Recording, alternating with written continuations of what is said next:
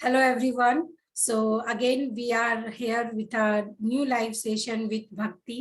और सबसे पहले मैं इस सेशन को शुरू करने से पहले आप सबके सामने एक छोटी सी जर्नी रखूंगी भक्ति के बारे में। सो भक्ति is the student of last year, जिन्होंने लास्ट ईयर ही नेट और सेट 2021 क्रैक किया है। एंड अगर हम किसी भी कॉम्पिटिटिव एग्जामिनेशन को का प्रिपरेशन अगर कर रहे हैं तो हम कितना अटेम्प्ट देंगे, 1 अटेम्प्ट, 2 अटेम्प्ट, 3 अटेम्प्ट। एक टाइम होता है जब आकर सभी फ्रस्ट्रेट होने लगते हैं कि नो बस हो गया, अभी इसके आगे तो हमें नहीं देना है कुछ भी। बट अगर मैं इन शॉर्ट बोलूं तो जो भी आपका एम होता है, अगर आपको ये चाहिए कि no this is the end result and I want it, तो कितना भी डिफिकल्टी हो, कितने भी चैलेंजेस हो, हमें उसको रहते हुए भी हम अपने एग्जाम्स को क्वालिफाई करते हैं। So I am the educator on combined CS, Rashmi Prabha. और आज मैं सामने से भक्ति को इनवाइट की हूँ अपने चैनल पे, so that we can come here and she can give you her journey की किस तरीके से उन्होंने अपनी यूजीसी नेट और सेट दोनों का प्रिपरेशन शुरू किया and finally she has achieved what she want in her life. और आज वो बहुत सेटिस्फाइड है because she is also enrolled in the PhD and साथ में वो अपनी जॉब को भी परस्यू कर रही हैं। तो मैं बिना कुछ ज्यादा समय लिए मैं भक्ति से पूछना चाहूंगी कि भक्ति, आपका पूरा जर्नी कैसा था while doing the preparation of UGC NET and Maharashtra SET examination? Thank you, ma'am, for inviting me for this session. Actually सच बताऊँ तो इसमें बहुत बड़ा कंट्रीब्यूशन जो बताऊँ मैं तो मैम का कंट्रीब्यूशन इसमें बहुत ज़्यादा होगा मेरे हिसाब से, क्योंकि अगर आपको कोई अच्छा गाइड मिलता है तो आपको अच्छा प्रिपरेशन करने के लिए एक वे मिलता है, तो वो वे मैम ने मुझे दे दिया। सो वो वे मुझे मिला, इसीलिए मुझे प्रिपरेशन करना बहुत बहुत ज़्यादा इजी हो गया, क्योंकि मेरा ये 4th अटेम्प्ट था। जब मैंने नेट का फर्स्ट अटेम्प्ट दिया तब मैंने बिल्कुल भी स्टडी नहीं किया था, to be very frank. First 2 attempt में मैंने बिल्कुल भी स्टडी नहीं किया था। तब मुझे मेरे वीक पॉइंट्स पता चले कि ये टॉपिक्स है, ये यूनिट्स है, यहाँ पे मेरे मुझे मतलब कुछ कमी है, कि मुझे वहाँ पे कुछ इम्प्रूव करने की ज़रूरत है। तो थर्ड अटेम्प्ट जब मैंने दिया तब मैंने वो वीक पॉइंट्स पे थोड़ा सा फोकस किया। बट बोलते हैं ना कि थोड़ा थोड़ा कुछ काम का नहीं है। अच्छा जो कर करेंगे वो, जाएगा। हाँ, वो जो करते हैं वो पूरा आप मन से करो। तो थर्ड अटेम्प्ट भी मेरा वैसे ही चला गया। फिर फोर्थ अटेम्प्ट जब मतलब मैंने जब फॉर्म फिल किया तब मैंने थोड़ा सा स्टडी स्टार्ट किया, थोड़े से यूट्यूब सेशंस देखने स्टार्ट किए। और सडनली तभी लॉकडाउन का पीरियड आ गया। आई थिंक वो मार्च मंथ था जब लॉकडाउन डिक्लेयर हो गया। तब मैम के मैं वीडियोस देखती थी, क्योंकि बहुत टाइम था तब मेरे पास। लाइक कॉलेज के लेक्चर्स मॉर्निंग में हो जाते थे, मॉर्निंग के बाद afternoon to evening and night का पूरा टाइम मुझे वैकेंट मिलता था। सो मैंने सोचा कि वो टाइम थोड़ा सा यूटिलाइज कर ले, अभी टाइम है, क्योंकि बाद में सब कंटिन्यू चालू हो जाएगा तब ये टाइम नहीं मिलेगा। सो मैंने वो जो एक बोलते हैं ना क्या टाइम था, टाइम पीरियड था, वो थोड़ा ग्रैब किया। सो मुझे टाइम मिला स्टडी करने के लिए। मैंने स्टार्ट कैसे किया, आप कंबाइंड सीएस, तो मैं मैंने सबसे एक्चुअली पहले वही पॉइंट पे आ रही थी। भक्ति ने जो भी लर्नर्स इस वीडियो को बाद में भी देखेंगे तो सी एक पहला पॉइंट ये समझ में आता है कि आप कभी काफी सारे ऐसे वीडियोस देखते हो कि no this is the first time I have qualified NET, I have qualified JRF. But कुछ ऐसे भी लर्नर्स होते हैं जो बहुत स्ट्रगल करते हैं। एंड एक दूसरा भी ये पॉइंट है कि if you are a working women and साथ में अगर आपके साथ घर की भी रिस्पॉन्सिबिलिटी होती है तो काफी सारी चीजें होती हैं जो हमें मैनेज करना होता है। एक साथ सब कुछ अगर आपके हाथों में है तो समटाइम्स यू फील कि अरे नहीं हो पा रहा है। तो मैं सेकंड क्वेश्चन आपसे भक्ति यही पूछना चाहूंगी because you was working also, तो आप कैसे मैनेज करते थे फॉर द प्रिपरेशन के लिए, कैसे टाइम निकालते थे? जॉब भी करना है, घर भी देखना है, आपके अपने भी कुछ अदर साथ में बिजनेसेस चलते थे, तो मतलब कैसे you have done the preparation for the entire examination? Actually मेरा जो कंबाइंड सीएस का जर्नी था वो वही लॉकडाउन पीरियड से स्टार्ट हुआ। मेरा मैरिज टाइम भी वही था, मैं मैरिड थी। मुझे वही तभी लगा था कि अरे यार मैं अभी नहीं कर पाऊंगी, ये मुझे टाइम नहीं मिलेगा बिल्कुल भी। बट ये एग्जैक्टली अपोजिट हो गया कि मैंने उसी पीरियड में नेट और सेट दोनों एग्जाम्स क्लियर किए। तो मेरा सबसे पहला डे जो था, मैंने मैम के 9 PM के फ्री वीडियो सेशंस होते थे यूट्यूब पे, तो हाँ, मैंने जस्ट ऐड देखा था, तो मुझे अच्छा लगा फर्स्ट डे। और वो टीओसी का वीडियो था, मुझे अभी भी याद है, क्योंकि टीओसी मुझे इतना टफ लगता था कि मैंने होप्स पूरी तरह से छोड़ दिए थे कि मुझे टीओसी कभी नहीं जमेगा। बट फर्स्ट वीडियो देखने के बाद मुझे लगा कि अरे टीओसी इतना इजी हो सकता है रियली। तो मतलब मैंने दूसरे दिन भी मैम का वीडियो देखा। तब मैम ने मुझे हम लोगों को सबको लाइक एक डायग्राम था, जो एवरी पीडी एंड ऑल, वो जो डायग्राम था वो चॉम्स्की एक्सप्लेन किया। हायरार्की। हाँ, चॉम्स्की मैं भूल गई, चॉम्स्की हायरार्की। तो वो इतने इजी वे में मैम ने एक्सप्लेन किया, वो सेशन मैंने अटेंड किया। उसके बाद में next day just previous year question paper उठाए और मैंने देखा, उसमें 2-3 क्वेश्चन सॉल्व करने के लिए ट्राई किया। तो मुझे 1-2 क्वेश्चंस सॉल्व करते आए, और वही चीज़ मुझे मतलब कंबाइंड सीएस की तरफ और अट्रैक्ट करती गई। तो फिर मुझे याद है कि मैम ने प्रैक्टिस सेशन रखा था पेपर 2 का, वो मैंने ज्वाइन किया था। हम लोग टोटल मैं फर्स्ट बैच हूँ मैम की, फर्स्ट बैच की स्टूडेंट हूँ। तो हम लोग टोटल 4-5 जन थे शायद वहाँ पे, तब ऑनलाइन सेशंस होते थे हमारे। और मैम और आस्था मैम दोनों ने पेपर 2 का इतना अच्छे से प्रिपरेशन करवाया, like previous year questions, notes और डाउट सॉल्विंग सेशंस। ये बहुत हम लोगों को इसकी बहुत ज़्यादा हेल्प हुई। तो ये प्रीवियस ईयर क्वेश्चंस हम लोग ने सॉल्व किए, लेकिन उसके बेस पे दूसरे क्वेश्चंस जो बेस्ड होते हैं, लाइक क्वेश्चन पेपर्स में आप अगर प्रीवियस ईयर क्वेश्चन पेपर उठाओ तो फॉर्मेट एक ही होता है, थोड़ा घुमा फिरा के वो क्वेश्चंस पूछते हैं। तो ये हम लोगों को इसकी ज़्यादा हेल्प हुई प्रैक्टिस सेशन की पेपर 2 के। तो ऐसे मैंने स्टार्ट किया कंबाइंड सीएस का पेपर 2 का जर्नी। फिर उसके बाद मैम को मैंने सामने से ही पूछा कि मैम आप पेपर 1 का भी ऐसे प्रैक्टिस सेशन रखोगे क्या?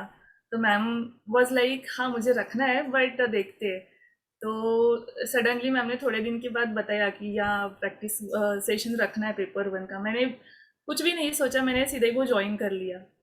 तो प्रैक्टिस सेशन की हेल्प मुझे बहुत ज़्यादा हुई। और सबसे इम्पॉर्टेंट चीज़ है कि आप अपना टाइम टेबल सेट करो। मैंने मेरा एक टाइम टेबल सेट किया था, लाइक मॉर्निंग के कुछ 2-3 आवर्स आपको रिवीजन करना है, जो आपने सेशंस में पढ़ा है या फिर वीडियोस में जो भी कुछ पढ़ा होगा या फिर नोट्स निकाले होंगे, तो उसका रिवीजन करना है आपको। आफ्टरनून के टाइम में आफ्टर लंच मैं हर एक क्वेश्चन पेपर हर रोज सॉल्व करती थी, लाइक पेपर 1 का एंड पेपर 2 का। उसे इवेल्युएट भी करती थी, लाइक मुझे आज कितने मार्क्स मिले, कल मुझे इतने मार्क्स मिलने ही चाहिए, ये मेरा टारगेट था। सो उसके अकॉर्डिंग मैंने स्टडी स्टार्ट किया। नहीं, दैट इज अ और वेरी नाइट गुड पॉइंट। मैं बीच में इंटरप्ट कर रही हूँ। कुछ चीजें नहीं, होती हैं in every video why we are just consulting JRF achievers और नेट अचीवर्स, बिकॉज हर किसी का अपना एक चेकलिस्ट होता है, हर किसी का अपना एक प्रिपरेशन स्ट्रैटेजी होता है।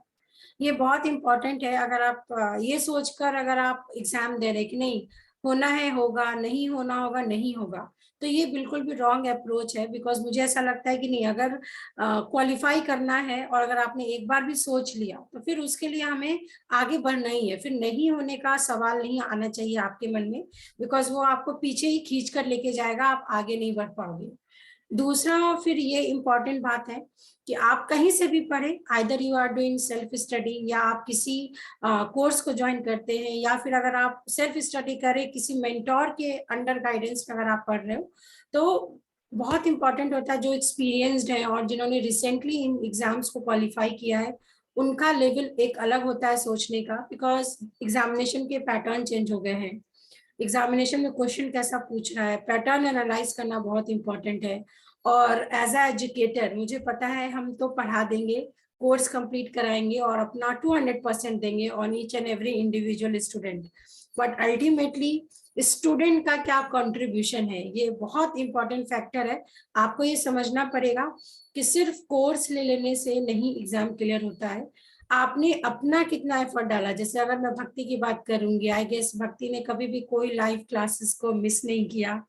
अगर वो मिस भी करती थी तो आप बोलते तो थी कि मैम मेरे को रिकॉर्डिंग अवेलेबल करा दो। So she has one target कि मुझे आज के दिन में जो पढ़ा है उतना कंप्लीट करना है।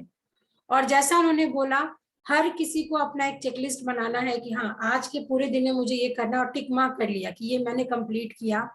और बिकॉज एग्जामिनेशन का जो ड्यूरेशन है बहुत अनएक्सपेक्टेड है, आजकल जो फॉर्म निकल रहे हैं या फिर एग्जाम हो रहा है कहीं ना कहीं डिले हो रहा है, तो दैट इज अगेन कि स्टूडेंट्स बहुत हाइपर हो रहे हैं, डीमोटिवेटेड फील होते हैं। तो उसके लिए भी ये है कि आपने फॉर्म भरा है तो आप निश्चिंत हो जाइए, अपना प्रिपरेशन कंसिस्टेंटली रखिए, बिकॉज अगर आप कंसिस्टेंट नहीं होंगे तो अगेन फिर वो प्रॉब्लम होता है। और जैसा भक्ति ने बोला, मुझे एक बहुत इंपॉर्टेंट चीजें भी आपसे ये याद है, रिवीजन इज वेरी इंपॉर्टेंट। आपने कितना पढ़ा वो बिल्कुल भी मैटर नहीं करेगा, आपने रिवीजन कितना किया, प्रीवियस ईयर क्वेश्चन को कितना एनालाइज किया, हर क्वेश्चन में आपने डेली क्या नया सीखा, ये बहुत इंपॉर्टेंट है हर लर्नर को कि ये समझना आपको पड़ेगा। This is not a semester examination, this is national level examination. Day by day इसका स्टैंडर्ड बढ़ रहा है, और जितने लोग भी फॉर्म भरते हैं ओनली 6% नेट निकाल के लेके जा रहे हैं, 1% जेआरएफ क्वालिफाई कर रहे हैं। तो आपको उस भीड़ में कुछ तो अलग करना पड़ेगा, है ना। सो वो भी एक बहुत इंपॉर्टेंट फैक्टर है जो आपको सेल्फ मोटिवेट करना चाहिए कि no, this is my end goal.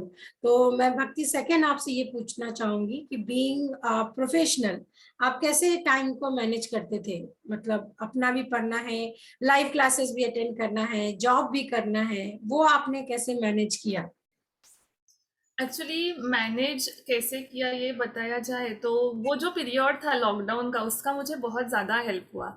Lockdown के पहले थोड़ा स्टडी मेरा हो गया था, लाइक डीबीएमएस, डिस्क्रिट मैथ्स, तो ये दो तीन जो सब्जेक्ट्स थे उन पे मैंने इस टाइम में ज़्यादा फोकस नहीं किया, मैंने ज़्यादा फोकस जिस पे किया जो मेरे वीक पॉइंट्स थे। तो लाइक मेरे लेक्चर्स के टाइम होते थे 7:30 से लेके 12:30 तक, तो ये पूरा टाइम मुझे लेक्चर के लिए देना पड़ता था, मतलब कॉलेज के लिए देना पड़ता था, तब ऑनलाइन सेशंस होते थे।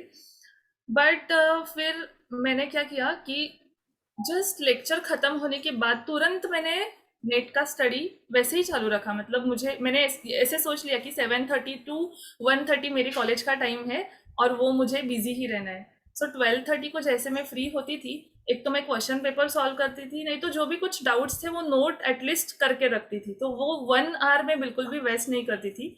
फिर आफ्टर लंच वापस जो प्रीवियस डे में मैंने कुछ जो भी कुछ लर्न किया है, जो भी कुछ नोट्स निकाले हैं, या फिर जो भी मेरे कुछ रॉन्ग क्वेश्चंस आए हैं जो मैं सॉल्व नहीं कर पाई, उस पर थोड़ा सा फोकस करके वो सॉल्व करने के लिए ट्राई करती थी। फिर इवनिंग में आपका सेशन होता था जो हम लोग कंपलसरी ज्वाइन करते ही थे। हाँ, that is the mandatory thing, मैं हाँ, हमेशा बोलती हूँ, इफ यू आर वही। Not coming live then there is no worth, if you are not coming live then at least same day you need to set the target and complete the recording. अगर आपने कल के भरोसे छोड़ दिया तो मेरे लिए तो कल कभी नहीं होता है, जो करना है आज ही करना है। तो वो चीज आपके स्टडी प्लान में दिखता था, और वी वर ऑल्सो कॉन्फिडेंट। कुछ स्टूडेंट्स जब बैच के लिए आते हैं तो हमें पता चल जाता है कि no, this is the student जिन पे अगर हम थोड़ा भी मेहनत करें अपनी तरफ से, उनको सेल्फ मोटिवेट करें, गियर उनके अंदर डाले, तो शी और he will do something good. तो ये एक आपके आपका फीडबैक था। और दूसरा मैं भक्ति आपसे ये पूछना चाहूंगी, जैसे अगर आपको टिप्स देना हो किसी भी स्टूडेंट को कि अगर चलो 1 महीने का टाइम बचा है, कैसे क्विक रिवीजन कर सकते हैं, या आपने कैसे नोट्स वगैरह बनाया, जैसे आप बोले कि नहीं क्लास ज्वाइन, हमारे पेड क्लासेस ज्वाइन करने से पहले भी आपने कुछ पोर्शन कंप्लीट कर लिया था, आपने नोट्स बना के रखे थे, तो नोट्स कितना हेल्पफुल है, या फिर जो हमारी क्लासेस होती थी कंबाइंड सीएस की क्लासेस, वो किस तरीके से आपको हेल्प करी, मतलब डाउट्स आपके पूरे सॉल्व होते थे, जो भी हमारा गाइडेंस था या जो भी आप पूछना चाहते थे वो कंप्लीट हम आपको डिलीवर कर पा रहे थे? नहीं, ये प्लीज एक बार जरूर बताइए सबको। ऑब्वियसली बट मैम, हाँ। आपने सारे डाउट्स क्लियर कर दिए थे हमारे, ऊपर से आपने नोट्स कैसे बनाना है उस पे भी हम लोग को बहुत अच्छे से गाइड किया था। लाइक मैम ने हमें गाइड किया था कि आपके नोट्स बहुत शॉर्ट होने चाहिए बट उसमें सारा कंटेंट कवर होना चाहिए, तो वो हम लोग ने फॉलो किया था। लाइक मैंने एनवायरनमेंट जो मुझे बहुत टफ लगता था, जो एक्चुअली है नहीं, थियोरी सब्जेक्ट है वो, बट उसके नोट्स जो है मेरे वो 1.5 पेज के ही है, सिर्फ 1.5 पेज। तो मतलब मैंने अमेजिंग पूरा है। यूनिट 1.5 पेज पर ऐसे बिठाया था कि जस्ट मैंने इंपॉर्टेंट टॉपिक्स लिए, वो टॉपिक्स मेरे थोड़े से नोट डाउन किए और वही मैं रिवाइज करती थी। सो आपकी खुद की निकाली हुई नोट्स जो है वो आपको बहुत हेल्पफुल रहती है जब आप एग्जाम के 5 डेज पहले या फिर 10 डेज पहले थोड़ा सा रिवीजन करना स्टार्ट करते हो, तब आपकी निकाली हुई नोट्स आपको बहुत हेल्पफुल रहती है rather than listening other videos at that time, जो आपकी निकाली हाँ, हुई एंड नोट्स मोमेंट है पे तो वो। हम हाँ कभी भी नहीं बोलते हैं कि आप वीडियो देखो या कंप्लीट नोट्स पढ़ने बैठो, बिकॉज दूसरे सब्जेक्ट्स की भी अगर हम बात करें for the paper two, so paper two दिखता है सिर्फ 10 यूनिट्स है, बट मैं हमेशा बोलती हूँ एक्चुअली दे आर 20 यूनिट्स, उससे भी ज्यादा होगा आपके यूजीसी नेट का जो सिलेबस है कंप्यूटर साइंस का, बिकॉज 10 यूनिट्स, एक एक यूनिट के अंदर दो दो यूनिट और है। अगर यूनिट 1 डिस्क्रीट की बात कर ले, there is a graph theory, there is optimisation. Again second unit में आपका डिजिटल इलेक्ट्रॉनिक्स पूरा अलग है, कंप्यूटर आर्किटेक्चर पूरा अलग है। थर्ड यूनिट में आपका प्रोग्रामिंग अलग है, ग्राफिक्स अलग है। तो 20 यूनिट्स तो बस मैंने आपको एक रफ आइडिया बताया है। तो कंप्लीट इस जर्नी की अगर हम बात करें, तो आपने जैसे इतने अटेम्प्ट्स के बाद क्वालिफाई किया और आपने बताया कि नहीं 2 अटेम्प्ट्स तो मैं सीरियस नहीं थी, उसके बाद बिकॉज वी ऑल नो कि 2018 के बाद for to be into the assistant professor job we must qualify NET, otherwise आपकी जॉब भी सिक्योर नहीं है। तो मतलब क्या कितने टाइम पीरियड लगा आपको पूरी प्रिपरेशन जर्नी को करने में? मेरा कुछ लोग बोलते हैं 1 महीना लगा, सो दैट इज फिजिबल, 3 महीने लगे, 6 मंथ लगते हैं। मतलब कितना आपको टाइम लगा कि नहीं दिस टाइम मैं कॉन्फिडेंट हूँ, इस टाइम तो मेरा क्रैक होगा? वो एक अंदर से कॉन्फिडेंस होना चाहिए, पेपर कैसा भी हो मैं तो फोड़ कर आऊंगी। और कभी भी मुझे ऐसा नहीं लगता है कि जब आप एग्जाम देकर आओ और जब आप एनालिसिस करो तो 1-2 मार्क्स से लटक रहे हैं, नहीं वो सिचुएशन तो मैं नहीं चाहती किसी का भी हो, बिकॉज अगर आप 1-2 मार्क्स से रुकते हैं तो वो जितना पेनफुल है उससे ज्यादा पेनफुल तो कुछ हो ही नहीं सकता, बिकॉज आपका जो समय है वो वेस्ट हो रहा है अगर आप एग्जामिनेशन नहीं क्वालिफाई होते। तो उसको आपने मतलब कैसे कंट्रोल किया, और आप कैसे अपने 4th अटेम्प्ट में कॉन्फिडेंट थे कि नहीं इस टाइम तो मैंने पढ़ा है and this time I am going to qualify? कुछ तो अंदर से आती है ना कि हमने हाँ, किया है। एक कॉन्फिडेंट था। मतलब जब आप लर्न करते हो, सच में स्टडी करते हो, सच में नोट्स निकालते हो या फिर क्वेश्चन सॉल्व करते हो, तब आप में एक अलग ही कॉन्फिडेंस लेवल आ जाता है कि हाँ नहीं, मैं अभी एग्जाम के लिए पूरी तरह से प्रिपेयर हूँ और मैं ये अच्छे से सॉल्व करके आ सकती हूँ। मेरा मैक्सिमम कॉन्फिडेंस कहाँ पे गेन हुआ, तो जैसे मैंने बताया अभी कि मेरे वीक टॉपिक्स थे कुछ, हम्म। टीओसी जैसा सब्जेक्ट। तो आई वॉज लाइक कि मैं ये कभी सॉल्व ही नहीं कर पाऊंगी, क्योंकि उस सब्जेक्ट का कहीं से भी मतलब मैं रिलेट नहीं कर पा रही थी कि अरे ये क्वेश्चंस कहाँ से आ रहे हैं एग्जैक्टली। तो आपके नोट्स मुझे बहुत हेल्पफुल रहे तब टीओसी का प्रिपरेशन करने के लिए। तो मतलब जो टफ सब्जेक्ट थे उन्हीं पे थोड़ा कमांड आ गया, इसीलिए कॉन्फिडेंस लेवल बढ़ गया। बढ़िया। और बाकी सब्जेक्ट्स के नोट्स मैंने ऑलरेडी निकाले थे, जैसे कि डीबीएमएस के लाइक नॉर्मल फॉर्म्स है, या फिर डिस्क्रीट मैथ्स है, उसका थोड़ा लॉजिक है, ट्रुथ टेबल्स है, एक्सेट्रा एक्सेट्रा। तो वो थोड़े नोट्स मेरे पास थे।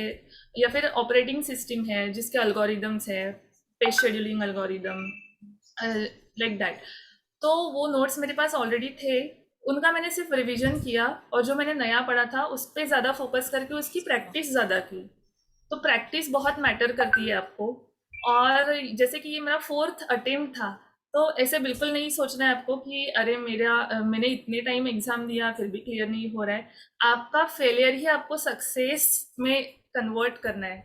जो फेलियर आपको आ रहा है अभी, उसे थोड़ा पॉजिटिव वे से लो, ताकि आप अपने वीक पॉइंट्स निकाल सको उसमें से, उस पर ज़्यादा फोकस कर पाओ और फिर उसे आपके सक्सेस में कन्वर्ट कर दो। बहुत यही मतलब मेरा सजेशन है। हाँ बहुत मोटिवेटिंग लाइन है ये। अगर आप इस चीज को समझते हैं तो then that is a very good approach, because पढ़ना है और पढ़ाना है, that is what the students are going to attempt for NET and JRF. तो अगर आपने नहीं पढ़ा और भगवान के 1% की दया हो गई और अगर आपने एग्जाम क्वालिफाई कर लिया, but still if you are not going to deliver the same content in the colleges, तो कहीं ना कहीं फिर वो सेल्फ सेटिस्फेक्शन नहीं होता है।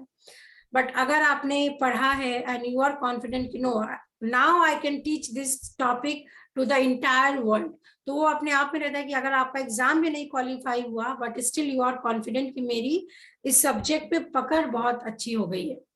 तो आपका ज्यादा टाइम नहीं लेते हुए भक्ति, बस मैं ये चाहूंगी कि लास्ट मिनट एक टिप्स होता है कि आप वो चीज जरूर फॉलो करें। तो what was your last minute tips, या आप आने वाले जनरेशन को क्या एडवाइस करेंगे कि मतलब अगर उनका ये एम है कि I have to qualify NET examination, तो कब से प्रिपरेशन शुरू कर देना चाहिए और किस तरीके से फोकस्ड रहना चाहिए कि नहीं पूरे दिन का मुझे इतना टाइम तो निकालना है। और कुछ होता है कि मतलब मेरे को सेल्फ इंस्पिरेशन होना चाहिए, या मैं सेल्फ कैसे अपने आप को मोटिवेट रख सकूं, बिकॉज अभी बहुत फ्लक्चुएशन हो रहा है, एग्जाम की डेट, एडमिट कार्ड, रिजल्ट। तो इस टाइम को अगर जैसे मुझे अगर नेक्स्ट अटेम्प्ट देना है तो मुझे कब से प्रिपरेशन शुरू कर देना चाहिए?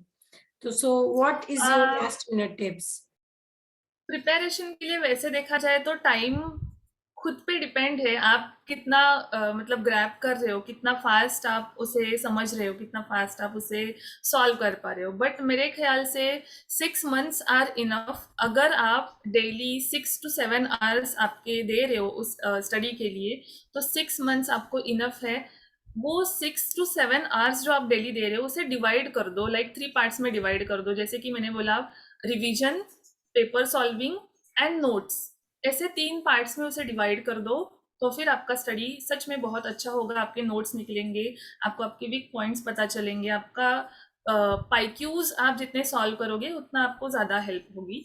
और वन सजेशन इज देयर कि जो भी फॉर्मूलाज होते हैं या फिर जो शॉर्ट डेफिनेशंस होते हैं, उनको किसी पेपर पे लिख लो और वो आपकी वॉल पे, या फिर अगर आपके पास नोटिस बोर्ड होगा, छोटा नोटिस बोर्ड, तो उस पर स्टिक कर लो, ताकि वो आपको दिन रात आपके सामने रहेगा और वो उतना ही आपको याद रहेगा। तो मैंने ऐसे ही किया था। मैंने जो 17 गोल्स थे, एनवायरमेंट जो यूनिट है अपना, सस्टेनेबल उसमें जो डेवलपमेंट गोल्स। हाँ, 17 गोल्स थे, उनका एक पूरा शीट बनाया था और वो पूरा शीट मैंने नोटिस बोर्ड पे स्टिक किया था। अभी भी मेरे नोटिस बोर्ड पर मेरे सारे के सारे नोट्स वैसे ही लगे, क्योंकि मैंने अभी तक नेट छोड़ा नहीं है। मुझे अभी जेआरएफ क्लियर करना है, बस इस टाइम मैंने फॉर्म नहीं भरा due to some reasons, but मैं वापस भरूंगी और जेआरएफ क्लियर करके ही रहूंगी अब। Definitely all the best for it. And yes, एक बहुत इंपॉर्टेंट है बिफोर वाइंडिंग द सेशन, जैसा भक्ति ने, या फिर अगर आप किसी भी सक्सेस स्टोरी को देखेंगे, the most important thing that you should know, syllabus is very vast of UGC net. अगर आपने सोच लिया है कि आपको ये एग्जाम क्रैक करना है, this is not about NET examination, this is about all the examination. अगर आपने कुछ सोच लिया है कि this examination I I want to crack it, तो उसको फिर आप बीच में ना छोड़े।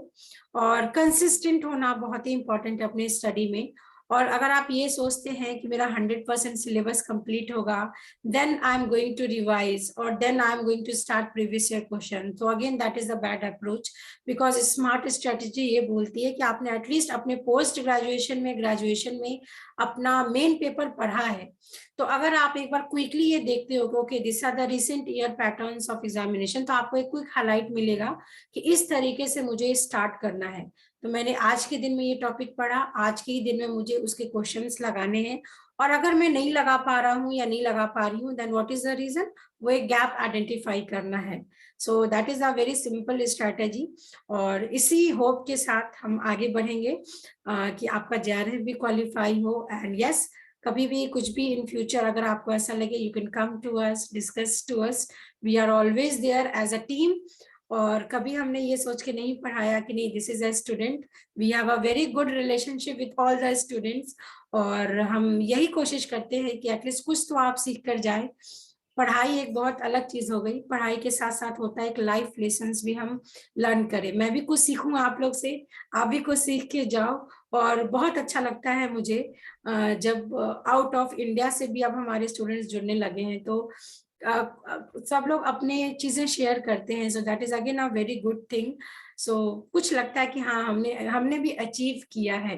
तो एट लास्ट मैं भक्ति आपको पूरे कंबाइंड सीएस टीम की तरफ से थैंक यू बोलना चाहूंगी, बिकॉज आपने बहुत शॉर्ट नोटिस पे टाइम निकाला हमारे लिए, and we will wish you all the best for your upcoming journey.